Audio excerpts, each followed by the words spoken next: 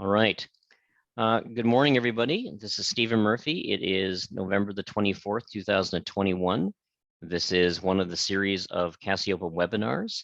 And this morning we have a webinar with Kim Taylor-Thompson on other effective-based conservation measures, OECMs, in Ontario. And the description was provided when we sort of sent the link out. And to parse that down a bit, it's a different type of conservation designation. Say one that's sort of constrained to a certain degree by being defined by a geographical area. And it is certainly different in terms of how it is governed. It is sort of a little akin to the whole sort of biosphere reserve program at the United Nations, although it's not the same thing at all, but it does get into sort of the whole cultural, spiritual, socioeconomic, all the values that might be quite relevant to the local peoples, as well as providing a measure of conservation. And so Kim is actually going to be doing the presentation. There'll be a short video towards the end, and I will send out the YouTube link just in case we have technology failure. You never know with that. And then we have a sort of exercise that Kim would like to go through at the end, which is to sort of actually have sort of people participate a bit as much as we can in these Zoom webinars. Formally speaking, I want to introduce Kim. So Kim Taylor-Thompson is currently the Natural Areas Ecologist. She's part of the Natural Heritage Information Center and the Ministry of Northern Development, Mines, Natural Resources, and Forestry. And what Kim is doing is developing a big database, every protected area, every natural heritage area in Ontario. And all of these things can then sort of be put into and reported to the larger Canadian Protected and Conserved Areas database. Kim also functions as commissioner with the IUCN World Commission on Protected Areas, has worked with the IUCN on developing these OECMs, so who better than Kim to actually give this presentation, and working with the Ministry of Environment, Conservation, and Parks, looking at sort of whether sites are in fact OECMs or whether they should be better classified as protected areas. Kim's been working for the ministry since 1989 and have worked on all the protected areas, the land classification, forest management, silviculture, and fire science. Fire science being rather relevant, especially this particular year, so it's good to have that legacy behind you. Kim's an expert and has worked on landscape and community ecology. And so I admire that because I'm only really an expert in community ecology. I'm not really an expert in landscape ecology. So I appreciate Kim doing this. Kim, so without further ado, I'm going to turn it over to you. I'm going to mute myself and my audio will go off as well, just so that way people can focus on you. Okay, so the first thing I want to do is thank Stephen for the opportunity to talk about OECMs, because there's something that I'm really excited about, and this is a lovely chance to get to share information about OECMs with all of you. And I'd also like to, because when we're doing webinars, you often don't know where people are talking to you from. I'd let you know that I'm talking to you from beautiful Lakefield, Ontario, where it's a sunny, bright day today. And Lakefield is within the traditional territory of Curve Lake First Nation and in the area of Treaty 20. So the way the presentation is set up today is that I'm going to give you an introduction about where OECMs come from, what they are, and the kind of criteria that go into determining whether you have an OECM or not, or a protected area or not. And then I have a guided exercise for us to do together, in which what I'm hoping to do is pick your brains for ideas of places which could turn out to be OECMs. And I think Stephen put into the chat the link to the document that we're going to be using. It was made available to people when they registered, but the idea is to fill, we're basically going to take determining whether something is an OECM for a test drive, and I'm hoping you will send me your ideas, because my email is, I'm hoping you'll email it to me. So without further ado, let's start talking about OECMs. Okay, so what are other effective area-based conservation measures? Where did they come from? So their origin is with AHE target 11, which is probably the target that you're the most familiar with, which is to have 70% in protected area, or something which they wrote out as other effective area-based conservation measures by 2020. And when the AHE target was written and that sort of sentence fragment was put in there, about other effective area-based conservation measures, when you read the target, there were a lot of us, particularly myself, who said, so what are these other effective area-based conservation measures? Like, how do I know if I have one? Like, I know what a protected area is, but what are these things? And in Canada, Canada's target 1 is essentially the same as AACHI 11. So it also asks about other effective area-based conservation measures. And over time, we've shortened the name to Oecm, or the other name for them is conserved areas. So when AACHI 11 was written, there was no definition. And in 2018, IUCN published a paper which provided information not only on what the definition was, but on how to determine if you had one. And this is even more pertinent now, because when we look at the drafts of the post-2020 biodiversity framework, the target currently is for 30% in protected areas and OECMs by 2030. So we'll have to see what happens by the end of the negotiations. So what is an OECM? So the definition is really similar to that of a protected area. But it starts off with its one division right away. It says it's a geographically defined area other than a protected area, which is governed and managed in ways that achieve positive and sustainable long-term outcomes for the in situ conservation of biodiversity with associated ecosystem functions and services, and where applicable, cultural, spiritual, socioeconomic, and other locally relevant values. So there's your definition, and you'll see it is very similar to the one for protected areas. But then you say to yourself, if it's so the same, what's different about it? Well, what's different is the objectives. Protected areas must have conservation as their primary objective. It's their raison d'etre. With OECMs, you're delivering the effective conservation of in situ biodiversity, regardless of what the original objective of the area was. It could have been for something completely different.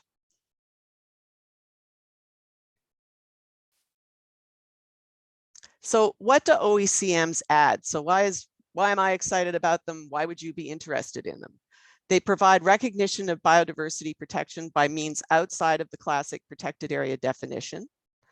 They support ecosystem functions, livelihoods, and address climate change. They increase ecological representation, because ecological representation is one of the things that counts towards the values that allow a site to be an OECM. But the thing that I think is most exciting about them is they promote the integration of biodiversity conservation into sectoral and spatial planning.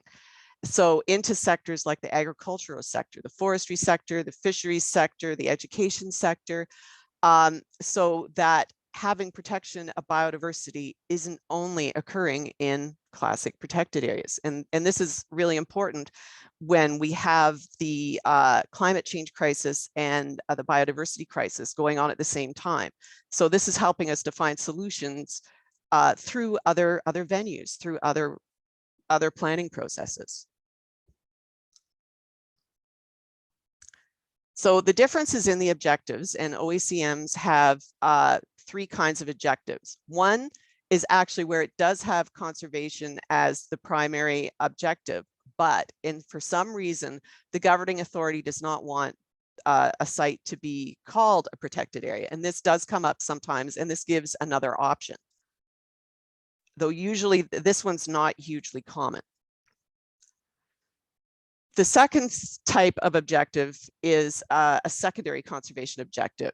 And so you have some other primary objective, and then, but you're also interested in conservation. And these are usually associated with low impact uses. So they might be in a community conserved area, they might be in a watershed protection area, they might be associated with something like a wetland, depending on the protection, or maybe a long-term fisheries closure. And we'll see some examples of this later with secondary. The third type is called ancillary conservation, which is maybe the most unique one, which is where the conservation is a byproduct of management, but it was never really objective. And if we look at this picture, this is CFB Shiloh in Manitoba, and it's an OECM. And this Canadian Forces Base area, this is where they used to practice with the different weapons. So there's a whole lot of unexploded ordnances in this landscape, which means it doesn't get a lot of trespassing, as you might imagine. And it's a prairie, but it's also a prairie ecosystem. So it has high biodiversity values. So this is a classic situation of where this was never what they originally were thinking about, but you have a byproduct of biodiversity protection. And it's classic also for this type in that it's a no disturbance area.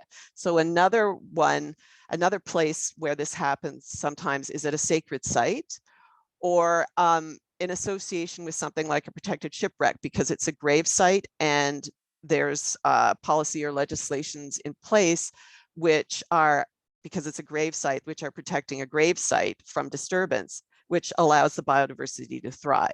So, or other no-go areas, which I haven't thought of yet.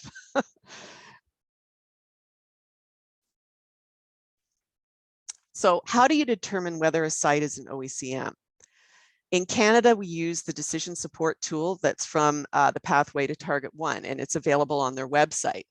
And actually that tool is used both to determine whether a site is a protected area or an Oecm. It will help you with both. And what it contains in it are a total of 9 criteria, which all have to be met for a site to be a protected area or an Oecm. And the criteria are very similar for both, except for the objectives. Again, with the protected area, you focus on whether conservation objectives are met, and with Oecms, you focus on whether in situ biodiversity is protected. So we're going to find that I'm going to be talking a lot about various takes on the objectives. So what's in situ biodiversity? I'm sure you all know, but it's the conservation of ecosystems and natural habitats and the maintenance and recovery of viable populations of species in their natural surroundings. So something like an artificial setting, like a classic zoo, even though it is protecting biodiversity, it's not in situ.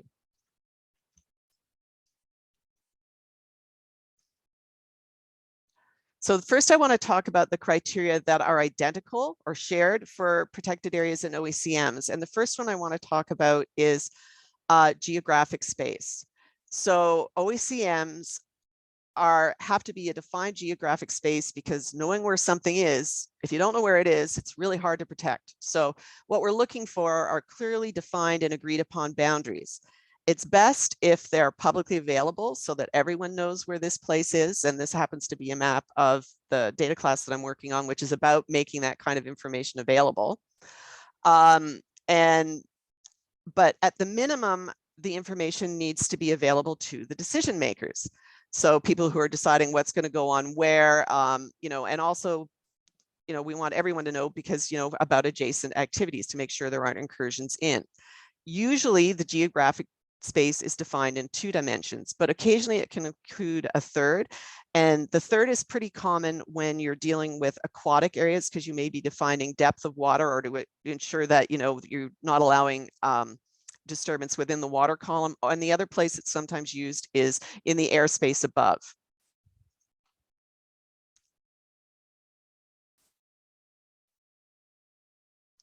So the next criteria is called effective means, as in, do you have the effective means to protect the features? So what you're trying to do is have incompatible activities excluded and compatible activities are okay. And the methods for that can be legislation, binding agreements, easements like a conservation easement. It may be policy, or it may be a contract. And when I reflect upon some of the areas that I've evaluated in Ontario, we often have multiple layers of protection, and we often also have multiple governing authorities. And there's usually a relationship between those two, that if you've got multiple governing authorities, you usually have multiple methods of protection. So when you're doing an evaluation, you're looking at the culmination of all those things together. And sometimes it can be a pretty complicated Dagwood sandwich. So if you're trying to figure out like what kinds of activities are appropriate to have in a protected area or an Oecm, the IUCN recommendation 102, which is on environmentally damaging industrial activities and infrastructure, it gives you some really good help in deciding whether something is appropriate or not. And the idea is for areas to be managed to support culture is that also we do take into account Indigenous peoples and subsistence uses. They are allowed within OECMs and protected areas, but particularly within OECMs, if you're maintaining or enhancing the biodiversity that's there. So basically all you're looking for is there's no detrimental impacts of the Indigenous uses. So the second criteria, the other half of effective means, is if you've got these effective means, it's about whether or not you're using them. Are you implementing them? So this criteria is about whether the governing authorities are compelled to ensure incompatible activities are excluded. So when you're looking at this, you're looking to see, are there enforcement mechanisms or tools to help ensure that, or is there evidence through some kind of documentation or reporting that these land use constraints are actually being implemented. Then what we're looking for, is the next criteria is long-term. Is there an intent for permanent protection? And one of the ways that is easy to check for that is whether or not the protection has a due date on it. If it does, it's obviously not permanent. And the other thing that we look at is how easily reversed the mechanisms are. Just lost my mouse here, sorry. Okay, so when we're looking at long-term, we want them to be long-term. The question is, how difficult is it to rescind the protection?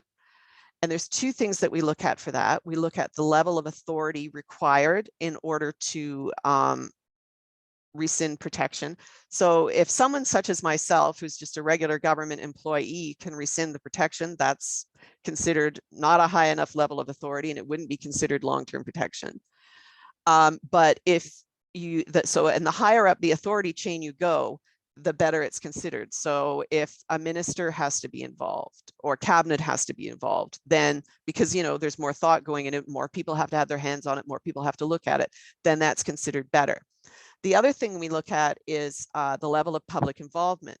The more public involvement there is, the harder it is considered to be changed, because the public has participated in the creation.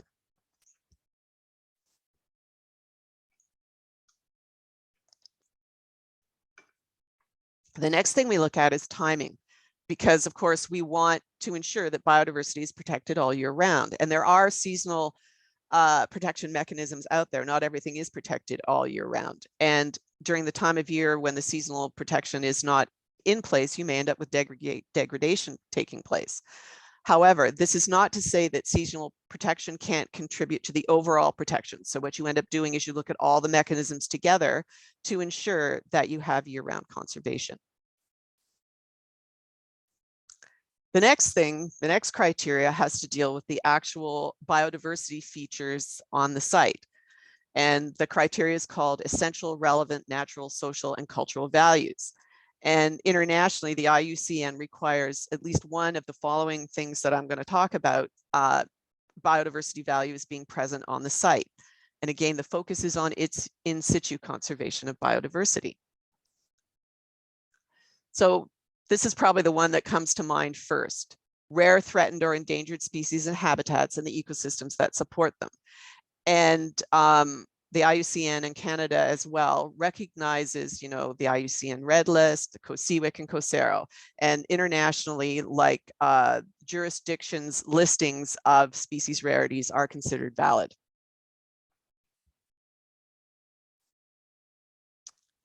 Another value that's considered important is representative natural ecosystems. So in Ontario, that's expressed as landform veg types, and it's a surrogate for overall biodiversity. And it tries to ensure protection of complete ecosystems as well. We're also looking for sites with high level of ecological integrity and ecological intactness, which are characterized by a full range of native species. And the other thing that we do take into consideration is that, so these sites can be intact or they have to be capable of being restored under the proposed management regime. So restoration is something that can happen in an Oecm. However, whoops, did we go the wrong way? No, we didn't. Okay, so here we go. Another thing that we take into consideration is range restricted species and ecosystems in their natural setting. Is the site important for species aggregation, such as during migration or spawning? Are the ecosystems we want ecosystems included that are particularly important for all of the life stages, right? So feeding, resting, molting, breeding, because the thing is, if you're not protecting all of the life stages, you're not protecting the species, right? The same with aggregations, that's a part of the overall life cycle. So it's very important that those kinds of areas are included. Also of importance are sites for ecological connectivity, or that are important to complete a conservation network within a landscape or seascape. The next values that we consider are sites that provide critical ecosystem services. But the difference with this one is these critical ecosystem services sites also should be conserving in situ biodiversity, which most of the time they are. But they must have some of the other features present as well. And also species and habitats that are important for traditional human uses, which are also conserving in situ biodiversity. Oecms also recognize other biodiversity evaluations that use valid science or have come through biodiversity planning. And so examples of these that we would have in Ontario are areas of natural and scientific interest, key biodiversity areas, and important bird areas. So a lot of the international designations will give you the information to satisfy the biodiversity value criteria. So now I'd like to talk about some of the criteria that help you differentiate a protected area from an Oecm. And because all the ones that we just talked about are ones that are identical for both. So the first one's called scope of conservation objectives. And the intent of this criteria is no matter whether you're talking about PAs or Oecms, is for there to be sufficient scope to result in conservation of in situ biodiversity. So for protected areas, the objectives must be biodiversity conservation. This must be the intention. So PAs are kind of purpose built for this. With Oecms, the difference is you must conserve in situ biodiversity, but it can be intentional or unintentional based on the original purpose of the site. The next criteria is primacy of conservation objectives. For both, the objectives must result in the conservation of in situ biodiversity, but as we've already talked about with PAs, nature conservation is the primary objective. With Oecms, the objectives must result in conservation of in situ biodiversity, whether it's purposeful or not. And as we mentioned before, there's the three different types. You can have primary, but where the authorities are choosing the Oecm designation for their own reasons. You can have secondary conservation objectives. So you already have a primary objective of something else, or ancillary, where biodiversity conservation is a byproduct of the management objectives.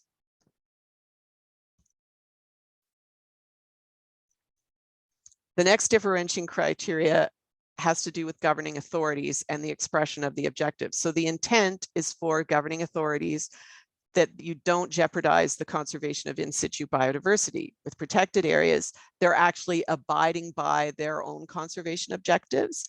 With Oecms, they're abiding by the management regime that's been set up that's delivering the in situ conservation of biodiversity, whatever their original objective might have been.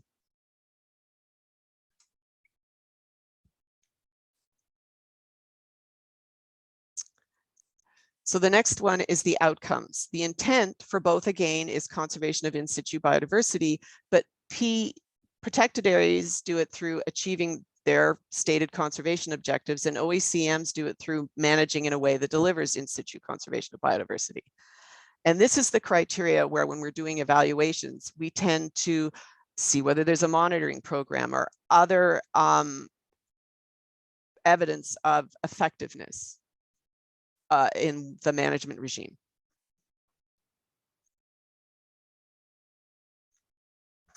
So as mentioned a bit earlier, there is a role for restoration in OECMs.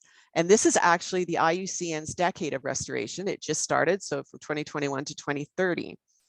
And areas proposed for or under active restoration can be considered, but they will only qualify when they are delivering demonstrable and significant biodiversity outcomes. So until you know that that restoration is working, that particular area won't qualify, or part of an area won't qualify as an OECM. So the restoration criteria, there's 3. 1, you must be restoring an ecosystem of high biodiversity value. 2, you should be reducing the threats that cause the degradation, showing successful ecosystem recovery and contributing to long-term maintenance of a resilient and evolving ecosystem. And the 3rd thing is you should be expecting to regain and maintain the ecological integrity in a full component of species. So this site is not an OECM, it's a provincial park, but it's an example of a site where it would be great if there was some restoration occurring. So this is the Burnt Lands Alvar, and you can see these jack pine trees here. And we've been hoping to get them out of the Burnt Lands, what was originally Alvar ANSI and now a provincial park, because they are having a negative impact on the rare Alvar vegetation.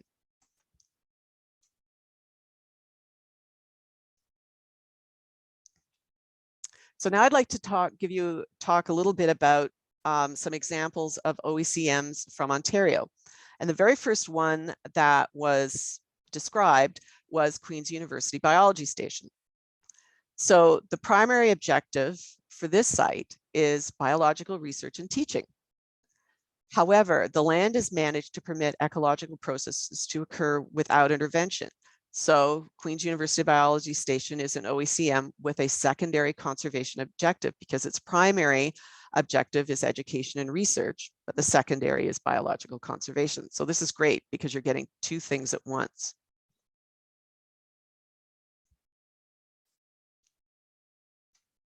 Another example is the Warsaw Caves. So at the provincial level, conservation authorities, their primary objective is protecting people from natural hazards, and their secondary is conservation of natural resources.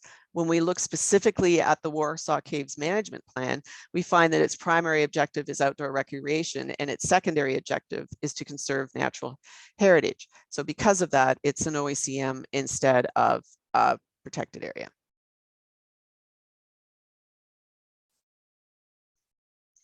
Another example would be Scanlon Creek Conservation Area. So again, provincially, the primary objective is protection from hazards, with the secondary protection objective of protection of natural heritage. When we look specifically at Scanlon Creek, we're in a situation where the primary objective is to demonstrate sustainability, but their secondary objective is protection and restoration and enhancing ecosystem functions. So again, Scanlon Creek is an OECM. So now what I'd like to do is an activity with you to identify some promising sites as being OECMs, because we've gone over the criteria and now we're going to try implementing them with this exercise that we're going to do. But before I do that, I'd like to ask if there's any questions, because perhaps if we clear up some questions, then the next step will go better. Okay, participants are allowed to unmute themselves. So if you want to ask questions, you can just do that and ask anything of Kim. And I'll do my best to answer.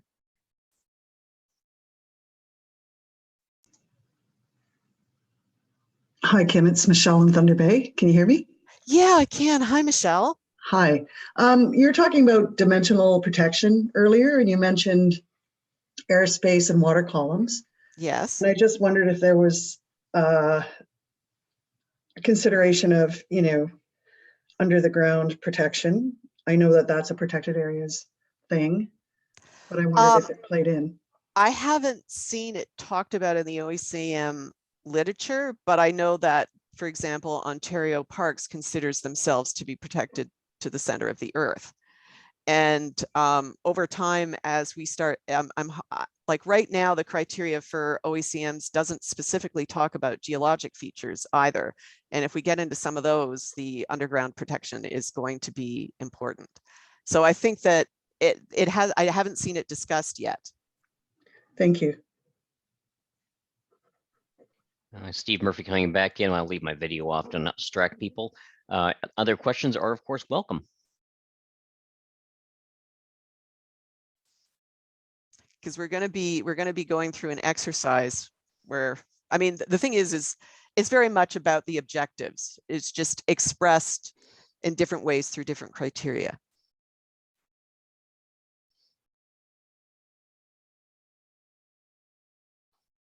Surprised I didn't think I would do such a good job explaining. You did an excellent job. An excellent job. An excellent I think job. Everybody's just shy. Well, not as a. Sorry, go ahead. Question. Okay. This is Tom from Cortland Land Trust in Peterborough. Hi, Tom. Hi.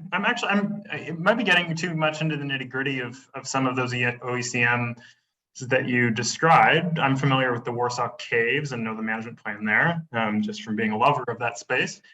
And I just wondered if the OECM designation applied to the entire property or if there was sort of zones or areas that were removed. Just for context, there's a campground and the associated roads and beaches and things like that. Were those areas a part of the entire property that was described, or do you know? Okay, so I have done an evaluation of that site, but it was a really long time ago. And it's probably in my data as well. And I don't remember it as being one of the Swiss cheese ones with cutout areas. The only site that I know of with cutout areas is Algonquin Park. And that's because, I mean, it's not an OECM, but it's I have, you know, this database that I mentioned that I was working on. I have actually 2 polygons for Algonquin Park, one which shows the entire area and the other one which is used for reporting to CPCAD. So really those, and a lot of the criteria are the same for protected areas and OECMs, and what's been cut out of Algonquin are the forestry areas, not the camping areas. Okay, that applies. I mean, it was a more general question of, you know, is this a strategy that's being taken to sort of to Swiss cheese these places, or rarely? Generally, it's they're all in if, you know, if you think you can make a strong case for it. Yeah, usually it's that they're all in if you can make a strong case for it. But I do know of one site being reported to CPCAD, which is the Canadian Protected and Conserved Areas database, that has been cut apart. That looks like Swiss cheese. But it's not common. I'm not seeing it a lot. But the other thing is they may just draw the boundary around, you know, just it may not end up looking like Swiss cheese. It may just be a different shaped polygon, but I haven't seen that either. Usually what I've seen so far is the whole area included. Great, thank you. That's what I've seen so far. Thanks, Tom, for that. Other questions, welcome. This is Andrea here from Timmins. I might have missed this in your introduction, but kind of the purpose of this exercise is that achieving that 17% protected areas. Is this an active thing where conservation authorities and municipalities and other landholders are sort of being, I'll use the word chased, but asked to kind of identify lands that may fit this definition and could be put into this 17%? Or is this kind of as the mood strikes them, they might say, hey, we have something that meets this criteria and we'd like to pursue this and have it recognized under this system? Okay, so the exercise that we're about to do is I am chasing you. Not an aggressive way, but I'm trying to find, because OECMs aren't particularly well known yet. And of course they have such a catchy name that we're trying to, we're on the search for OECMs. And the thing is like when, I'm trying to think how many years ago it was, maybe 5 or 6 years ago, we started evaluating areas to see what would count as protected areas or OECMs. So it's Yeah, there's a level of chasing, but in a nice way. We like you. And then the way you should think about it is giving people credit for the good conservation that they're doing anyway. Because prior to a few years ago, the only sites that were being reported to contribute towards AACHI and Canada Target 1 were, in Ontario anyway, were Ontario designations. So our parks and conservation reserves, our wilderness areas, and those sort of things. There were no private protected areas. There were no OECMs. There was no, it was very limited what was being reported. And then, you know, you realize there's more out there. They should get credit. And it also overall gives our province credit for what it's doing. Does that answer your question? Yeah, that's really helpful. And I can definitely appreciate that there are so many opportunities out there to recognize lands that are serving an important role that just aren't necessarily recognized within our, I don't want to say protected areas so broadly, but, you know, within this contributing to protection and conservation. Yeah, and if we look at the situation that the globe is in, this is something that we really want to encourage overall anyway, and give credit to people when they're doing it, because we have a joint climate and biodiversity crisis going on. And if you are able to achieve a different primary objective while still conserving biodiversity, you are awesome. Right? This is the way we want to be going for the good of everyone. If you like, Rob Davis here, I can try and help supplement. Please do. That a little bit as well. So yeah, thanks for the question. Great, and thanks for the presentation, Kim. Fantastic.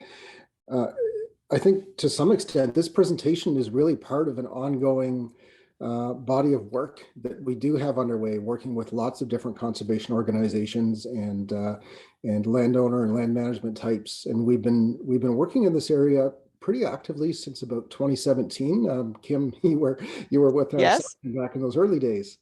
And it has been, I think, a growing body of work where we started out, you know, as you said, just like most jurisdictions across the country, just counting the Crown areas, provincial parks, conservation reserves, dedicated protected areas under the Far North Act, and undertook some consulting projects to try and work with a range of different partners, including conservation authorities, but also including land trusts, municipalities, Indigenous organizations, academic institutions, to see what sorts of areas might qualify, which was not easy, given that, as you know, Kim, it was a moving target because Yes. we were looking at the definitions and the tools and the standards for what counts as a protected area in OECM. So we're kind of building the plane and flying at the same time.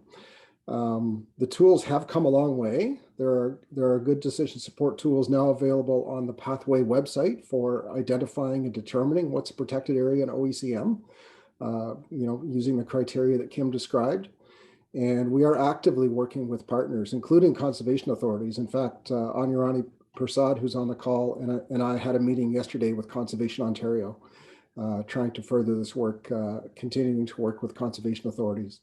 And currently Ontario has 359 privately owned, protected, and conserved areas in the national database, only 3 of which are OECMs so far. So this is a great reach out by Kim to look for more potential of those areas. But to answer the question, this is an ongoing body of work, and what we're trying to do is essentially take it past a series of consulting projects and normalize it into regular ongoing business and build a bit of a community of practice. And that's growing as well within groups like the Ontario Land Trust Alliance and Ontario Nature, as well as Conservation Ontario. They're all building up their experience and expertise in this area, and we want to be able to report on these areas regularly. So that's my little soapbox. Thank you. Okay, and the only thing I would add to that is that exactly the same thing is going on internationally. And the exercise that we're just about to do, I borrowed from my friend Harry Jonas, who is the lead on the OECM work. And I've actually done this exercise as a participant at the IUCN conference in March. Well, I did it from exactly where I'm talking to you now, but in association with the IUCN conference in Marseille. So I think all around the world, people are trying to sort of more mainstream OECMs and trying to find them.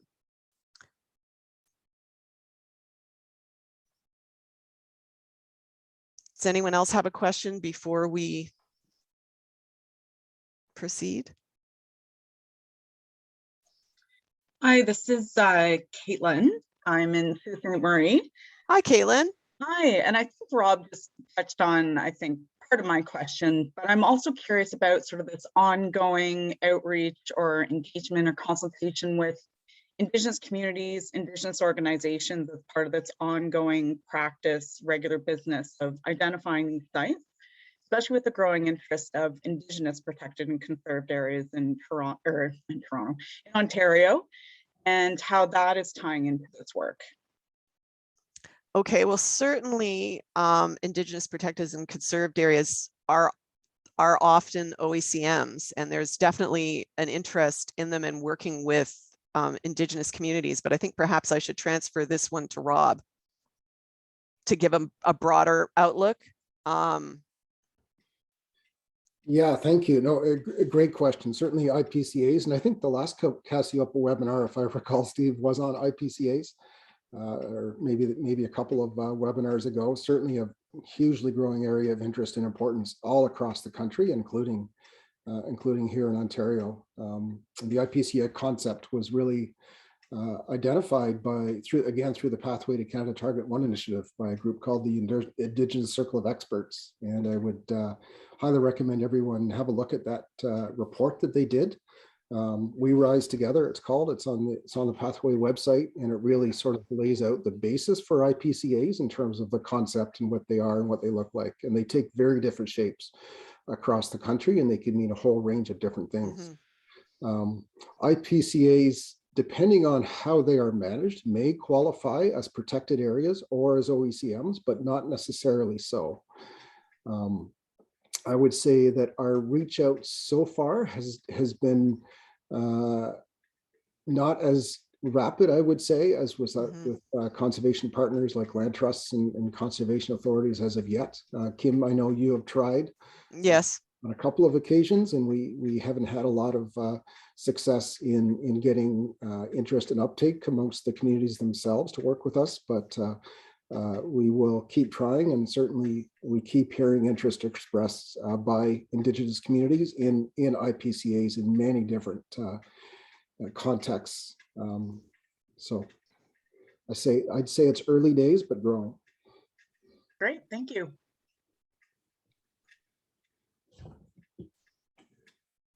To close the circle on Rob's question, we actually have done sort of that a couple of webinars ago. So yes, thanks Rob for bringing it up. It's a nice plug for us as well, but we did cover it. So should we move on to the exercise? Yeah, it's probably a good idea, Kim, where you're doing well for time, but it gives people a chance now to sort of participate in it. I think it's about 45 minutes to the formal end, roughly speaking. And so this is a great time to do it. Okay, so I'm hoping that you guys have the document with the exercise on it on your screens. So what I'm going to do is I'm going to have the instructions and kind of talk you through. I'm hoping that when you're done, you will send your documents to me at kim.taylorthompson@ontario.ca, which should be on that document that you have, where to send it, and it'll be on a slide as well.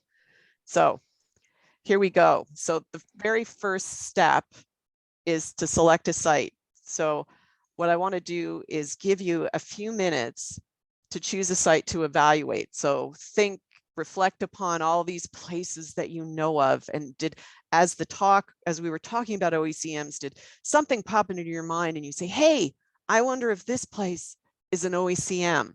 So some ideas from other countries and areas that have already been in Ontario that have already been found, like places like community forests, municipal parks that have a lot of natural land cover, private conservation or land trust properties, military lands, research facilities, watershed protection areas. And what I'm really hoping for is your new idea that I never thought of, and it's going to be awesome.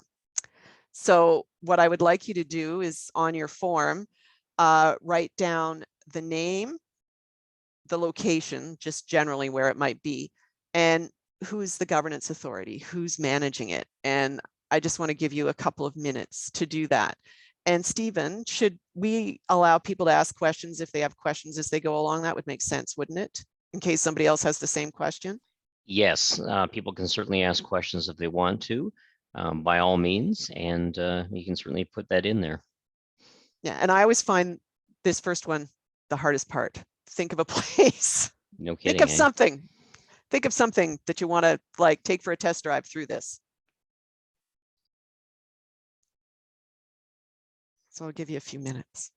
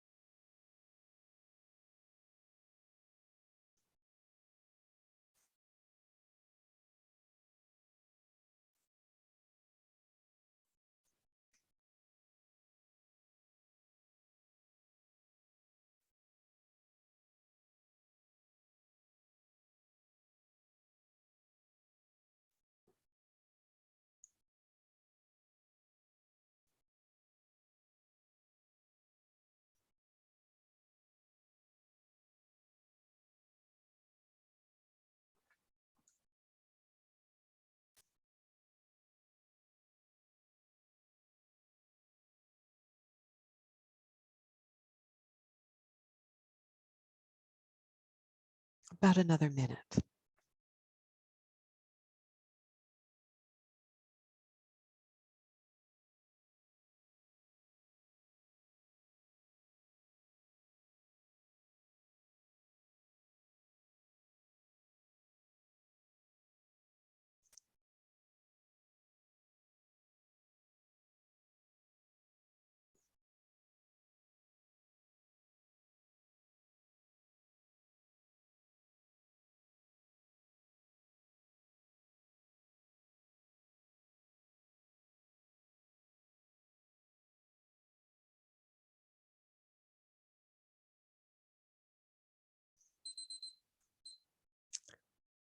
Okay. So I'm hoping you have some place in mind. So the very first step is it probable, or is there a strong likelihood that the whole site or the part that you're thinking about evaluating is outside of a protected area? The next thing we want to think about is whether it's geographically defined. So is there a strong likelihood that the site is geographically defined with agreed upon and delineated boundaries? And are those boundaries available to decision makers, governing and management authorities, and those who are undertaking activities that could potentially degrade the site? Because as I mentioned before, if you don't know where it is, it's awfully hard to protect it. So I'm going to give a few minutes now.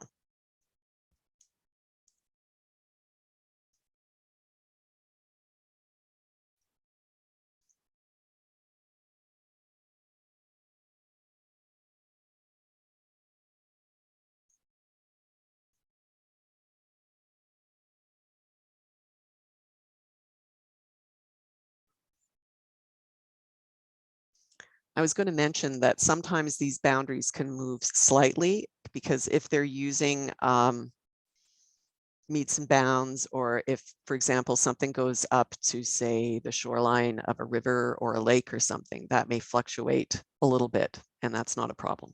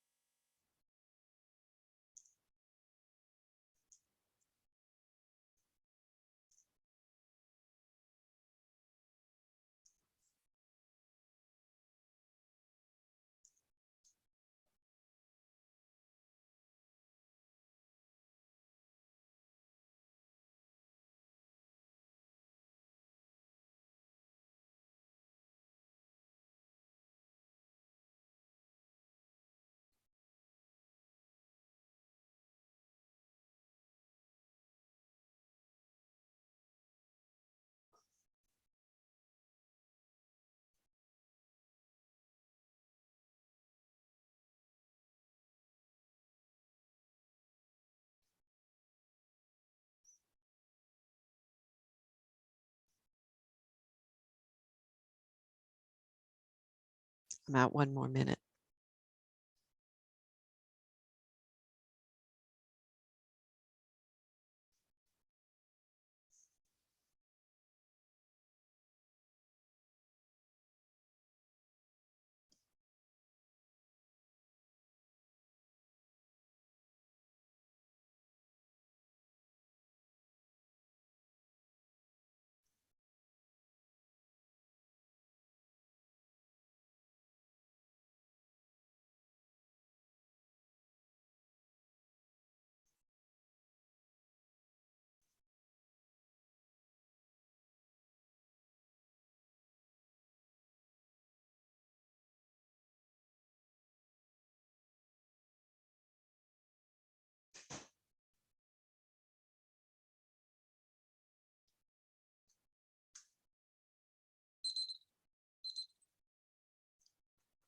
So, okay, I'm going to move on to the next set of questions, and this has to do with governance and management. So is there a strong likelihood that the site has legitimate governance? And one of the key things to think about, there's not a dispute over who's in charge going on right now. And it's being managed so that it's got legitimate governance and is being managed, and that these arrangements are expected to continue into the foreseeable future.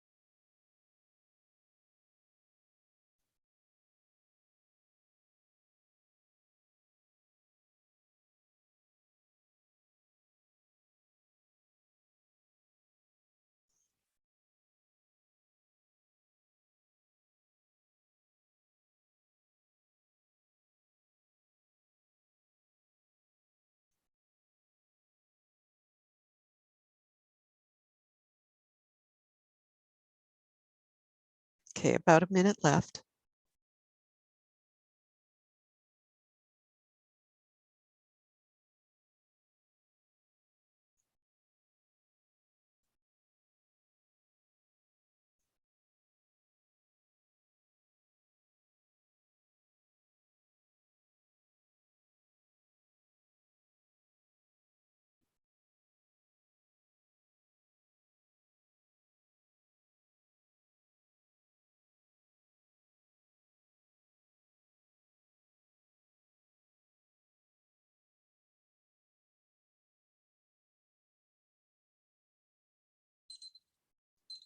Okay, I'm going to move on to the next one.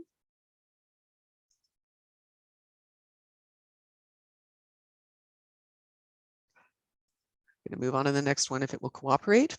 Okay, on this slide, we want to really what all you need to do is check off on the form that you have the ones that apply. So this is about the biodiversity values on the site? So is there a strong likelihood that the site contains important biodiversity values? And all the ones that we talked about in the talk are listed here, and you can just check them off. But the only other thing is if there's anything else, anything additional you would like to add or specify, because this is not a completely exhaustive list of what might be important. So please feel free to specify other things. Away we go. If anybody's got any questions, feel free. You're obviously all working diligently.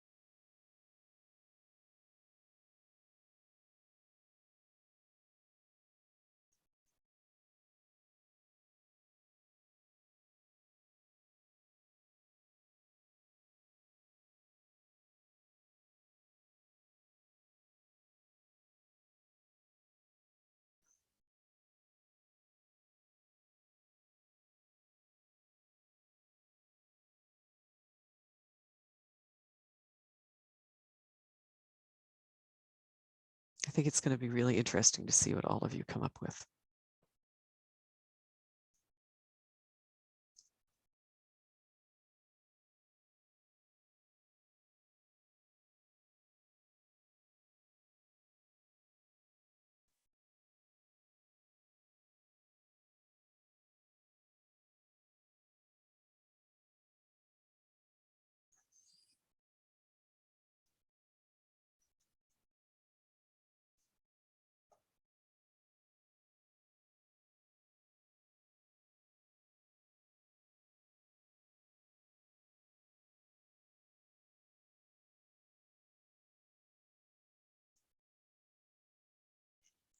Two more minutes.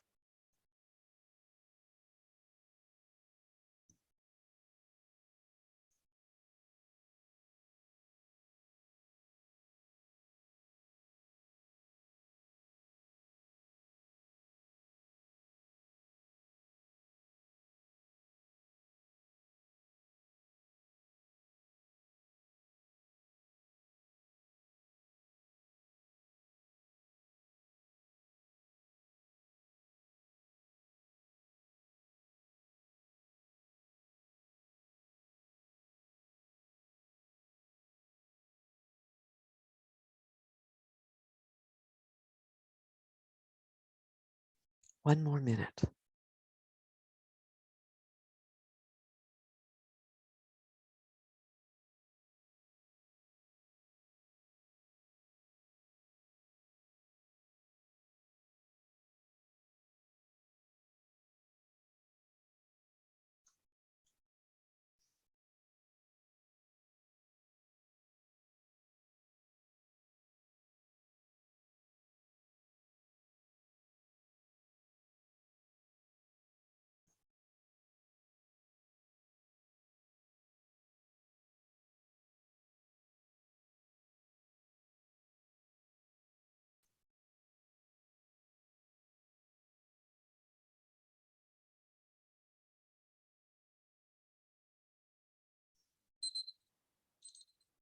Okay, I'm going to move on to the next one.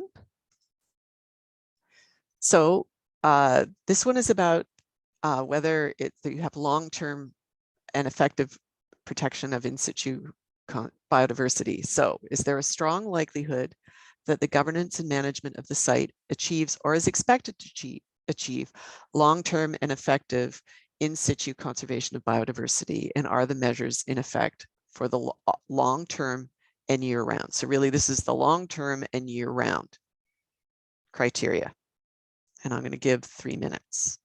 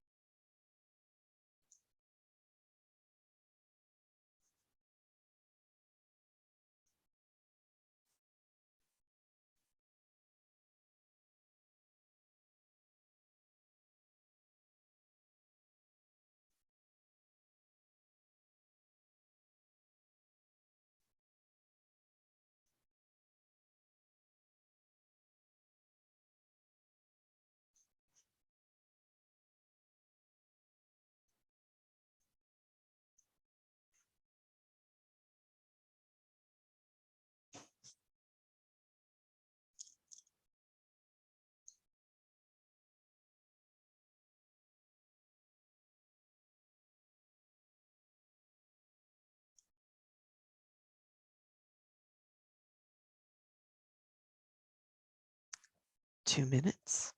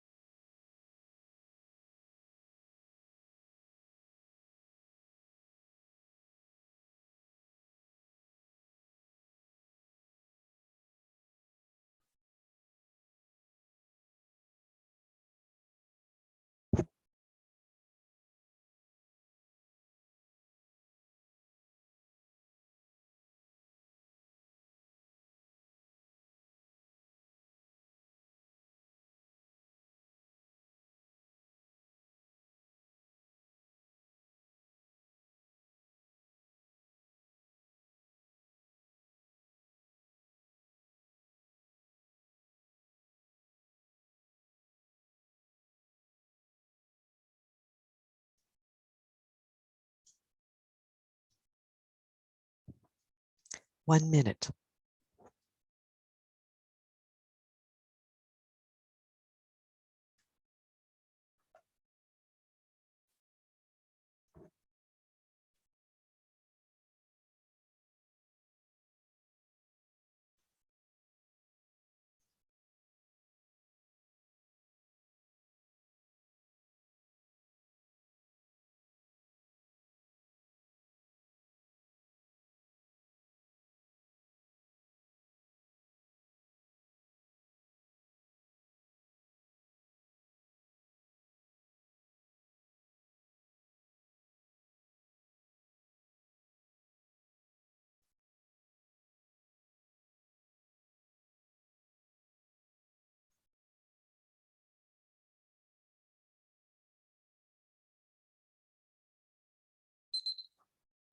Okay, I'm going to move to the next one. So this is our last step. So it's sort of the summation. So review what you've done, and do you think there is potential for the site to be an Oecm? I think it holds some promise for that. If you're not a member of the governing authority, how would you engage with the governing authority? What would your next steps be? And is there anything we can do to help you with your work? And at this moment, I'm going to mention that if you had an idea and as you went through, you thought, oh, this actually doesn't qualify, send it to us anyway, because knowing what doesn't qualify can be as helpful as what people think might. So please send it to me anyway. We're very excited to see your ideas, and both the negative and the positive answer are helpful because you can save a lot of time. So I'll give you 3 more minutes.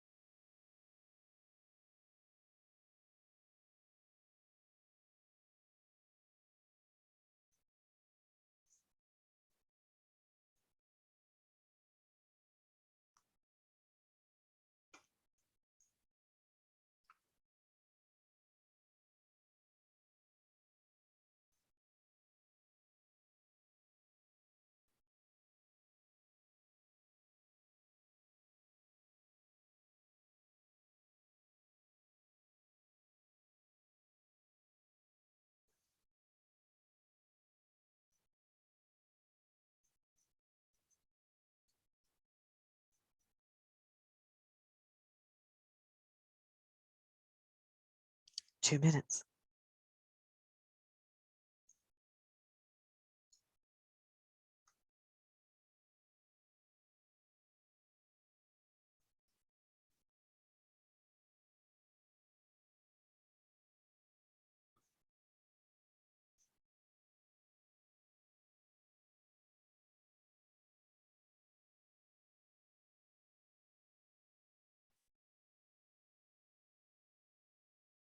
Two minutes.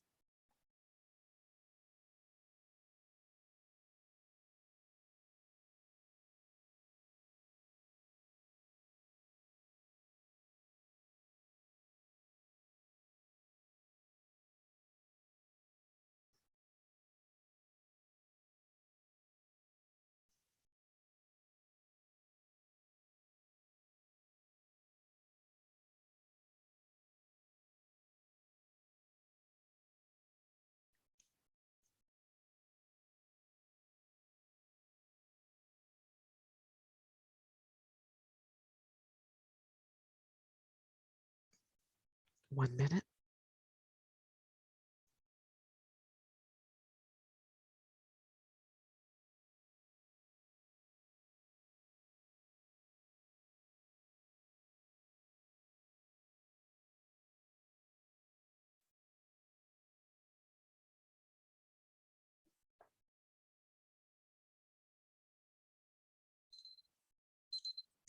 Okay, I can move to the next. So I'm hoping that you guys will email your results to me at kim.taylorthompson@ontario.ca, because we're really excited to have your ideas.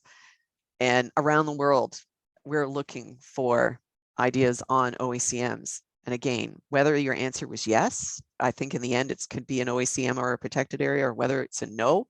I would very much love to have the results of what you did today. And I want to thank you all for your efforts as well. Stephen? I'm here. Thank you very much, Kim, for that. For the record, I've already emailed Kim in my answers. So awesome. I got at least one. Yay! That's right. So if you'd appreciate if you could do that. Kim, at this point, you did want to run a video, which is what sort of one of the things you'd like to do, and or you take questions. The folks have the video link, the YouTube clip as well. So I will turn it back to you as to how you want to proceed. Okay, so I think there's enough time to do a Yes. little bit of both. And Yes. maybe the thing is the video might bring some questions to your mind as well. So I think we should do that. Now, are you going to run it from, am I supposed to click on it here and we're going to go this way? Yeah, I mean, you've got control of the screen right now. So if you want to do that, it should show up. I do have it for everybody's posterity as well. And I have it on my local computer as well as a link. But if you want to try it, we'll go from there. Okay, Again, so on just, Zoom, it does sometimes hesitate. So just to warn you, you have the link as well. So I've sent that. I'll resend it in a second here too.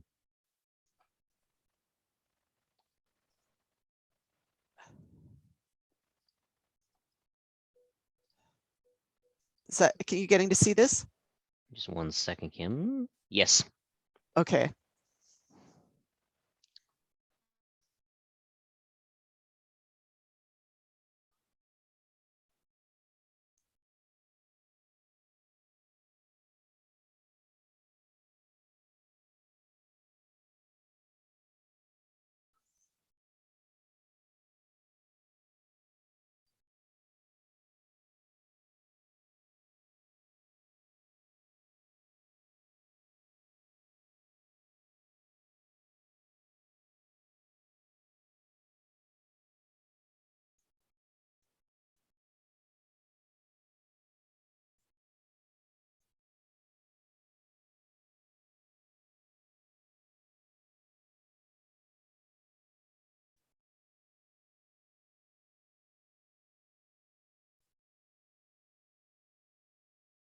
That's the gentleman that I work with that you just heard.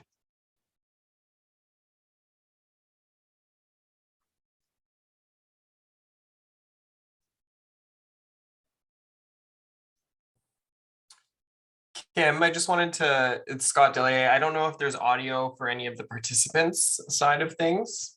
Oh, there should be. Yeah, I was about to send a message out. You actually sometimes have to tell security on your local Zoom to allow audio.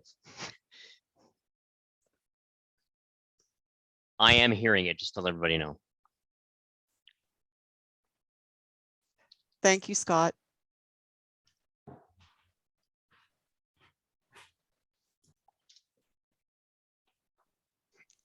I'm just going to talk over this and say I checked. The Dixie community itself that they're going to talk about is within the Oecm, and it's currently a candidate.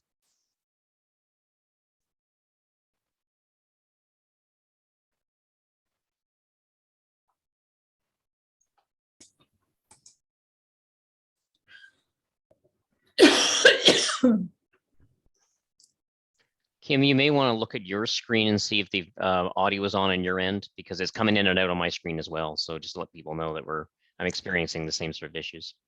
It's on. Okay. It may be having some problems again, actually. This is the problem with YouTube clips, actually. So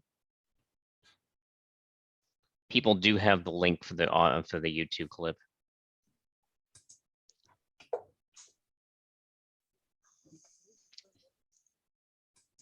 Kim, what we may want to do is to simply open up the questions for the time being, let people watch the video later, because I don't think anybody's getting audio. Okay. We did check this out, but YouTube's notoriously finicky with regard to the Zoom link. So our apologies for that, but that's often what happens sometimes. It doesn't always play nice.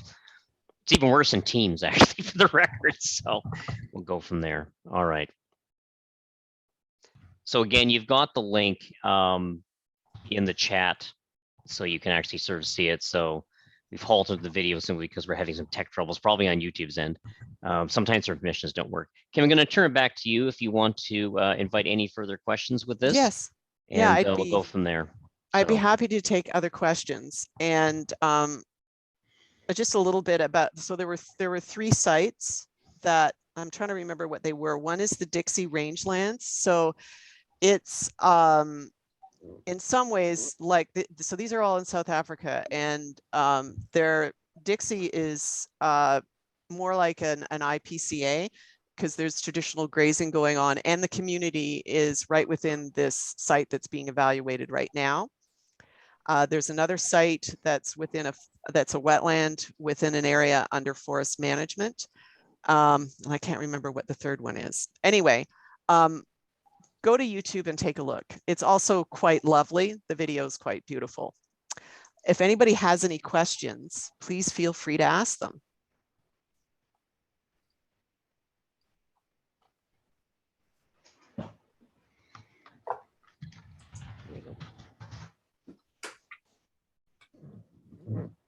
There, I'm back on invisible actually there for you too. If there are any questions, let us know. If not, we'll get it done a little bit early today. And again, I've resent, pardon me, the YouTube link to people actually if you want to see it at your own leisure. And I'd like to thank people for taking the time, and I truly am interested in having your input. And Rob can speak to this too. I'm going to be giving Ontario Parks your input, because this will help us in finding OECMs in Ontario. So we're very keen. Yeah, no, it's great. I've learned a lot myself, actually. Well, it was a long process. I have a question if there aren't any others. Yeah, go ahead, please. Hey, it's Tom again from the Quebec Land Trust. Hi, Tom. You mentioned, you know, that Algonquin wasn't considered a protected area, or portions of Algonquin were not, because of timber operations in the park. And I wondered if you had reviewed any OECMs that were under active forestry management. And, you know, I'm specifically thinking about things like the Sustainable Forest Initiative and Sustainable Forestry certifications, which do in fact specify, you know, that maintenance of biodiversity values and threatened species and things like that are taken into consideration in management of forests. You know, so context being here that I was submitting a place that was actively being managed for forestry, and I think being managed quite well. Okay. And yeah, so I'm wondering if that had come across your desk at all as an OECM to be considered, or I guess as a if it had been as a protected area, was forestry very clearly not aligning with the conservation objectives, or was there some debate? Okay, so I have evaluated areas on Crown land. So I specifically looked at what's called protection forest in Ontario. So that's a designation on the FRI that's used in forest management planning. And we had hoped that it might that designation might qualify as an OECM, and it didn't. And the reason for that is, so the first thing I'm going to say is what I'm about to tell you about Crown land forestry isn't going to apply to all of forestry in Ontario or all forestry everywhere, or even potentially forestry on private lands. Because whenever you're doing one of these evaluations, you're looking specifically at the legislation that's involved. And on our Crown land forests, we have our forest management plans and the CFSA. And then we also have the Public Lands Act.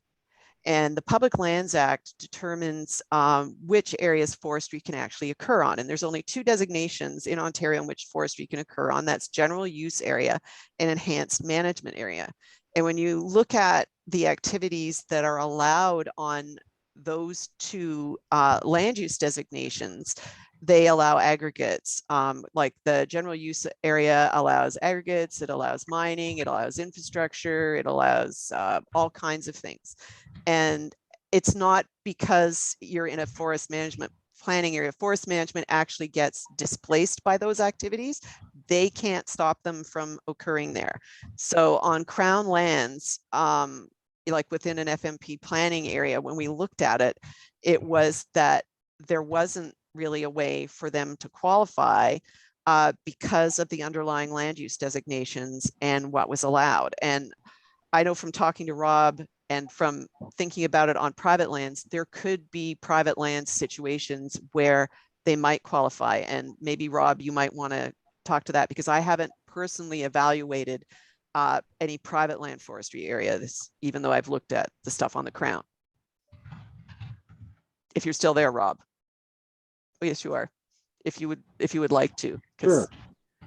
Yeah, thanks, Kim. Sorry, just fumbling with the the buttons here. So, as a matter of fact, we will this fall be submitting to the Canadian Protected and Conserved Areas database the first two private land forestry set-asides reported to date in Ontario, and potentially, I'm not sure, maybe the first ones in Canada as well. And they are part of Halliburton Forest, which a lot of folks here on the call will be familiar with, located up near Algonquin Park.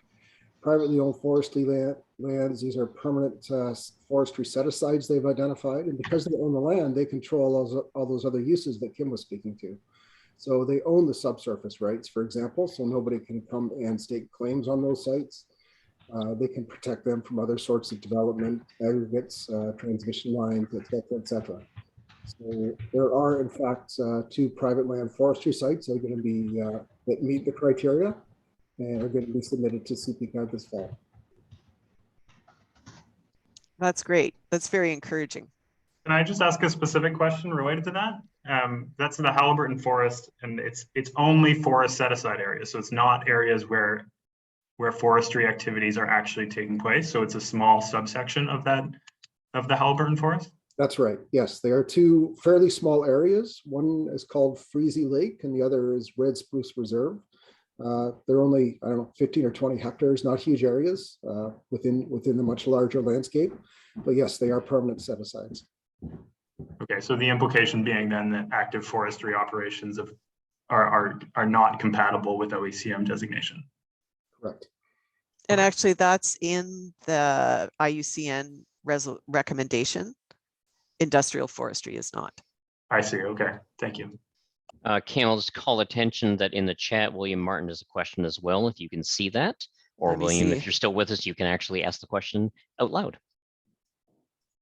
Okay, just let me see if I can find it.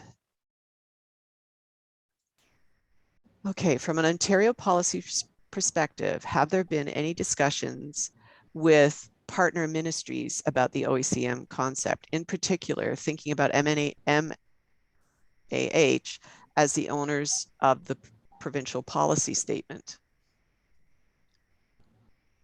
and Ontario's land use planning system, and who knows, perhaps one day having OECMs included as natural features or areas under the PPS. Rob, do you want to speak to that one? Because I'm not aware of anything, but I'm not necessarily in a position to be aware of anything. Yeah, now, Kim, I wonder if you want to speak to, I think you led some of the earlier assessments of It was the green belt or the acreages moraine, Niagara Escarpment, some of those planning areas for which MMAH has the policy lead. Oh gosh, I'm trying to remember now. I've evaluated so many things, it's all becoming mush. Yeah. Those are actually really interesting areas because they are subject to this whole field is starting to develop its own lingo. We call them stacked mechanisms, which are essentially overlapping policies which overlap on one another. And I'm trying to remember, Rob, when I looked at the stacks for the stacks of legislation for the Niagara Escarpment planning area, certainly, you know, all of the what are they called? Oh dear, I'm having a brain fart. But there are different zones within the four major planning areas: the Niagara Escarpment, the Green Belt, the Moraine, Great Gold Horseshoe. Essentially, they were all found not to qualify because of the primacy of aggregate extraction as the overriding objective throughout. Except for the actual, what we would already consider protected areas, which are in there. Correct. Yeah. Yes. Yeah. That's what I remember too now. It's been a long time. Susan Cooper is on this call, for example, and is very familiar with the Niagara Escarpment open parks system, which in fact do qualify on the escarpment. That's what the term I was trying to think of. NEPAWS, the NEPAWS areas do. Right. That's the Niagara Escarpment Parks and Open Space System. Yes.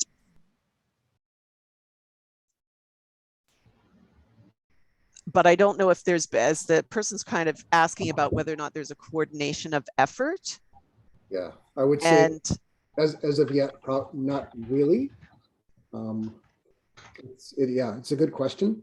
The provincial policy statement on its own, like a lot of things, like a lot of forestry practices too, and even things like sustainable agriculture absolutely do contribute to biodiversity conservation in various ways, but don't necessarily meet the standards to qualify quantitatively for these international biodiversity targets on protected and preserved areas. And, sorry, Robert, I was going to mention that when we evaluate an area, there is a section where we talk about, so if it didn't make it, what would have to change? And the tracking of those can be really helpful in trying to get things that like almost align, like you're almost there, and moving them to qualifying. Because what we have to remember is the criteria for evaluating protected areas and OECMs have come out quite recently. And they're much newer than most of the legislation and policy and everything that exist in relation to natural heritage and protection, because it was written before the actual criteria for determining what is, you know, what's going to qualify came out. So, you know, the cart and the horse are somewhat in the wrong order. So over time, we may see some adaptation to make more things qualify. Or that's the hope anyway.